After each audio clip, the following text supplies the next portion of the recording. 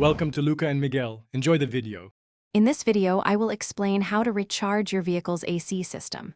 First, gather your essential tools: an AC recharge kit, safety glasses, and work gloves. Always prioritize safety by ensuring your engine is off and cool.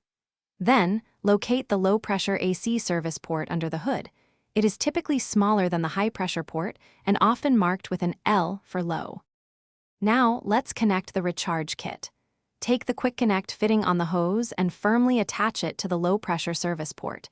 You should hear a click, indicating a secure connection. Before connecting the refrigerant can to the hose, shake it thoroughly for about 1 minute. This ensures the refrigerant is well mixed and ready for transfer into your AC system. With everything connected, it's time to recharge. Start your vehicle's engine and turn the air conditioning to its maximum cold setting with the fan on high. Slowly squeeze the trigger on the refrigerant can in 5 to 10 second bursts, allowing the refrigerant to enter the system. Continuously monitor the pressure gauge on the kit to ensure you do not overfill, aiming for the green zone. Once the pressure gauge indicates a full charge, carefully disconnect the hose from the low-pressure service port. You might hear a slight hiss, which is normal. Next, check the air coming from your vehicle's vents. It should now be noticeably colder.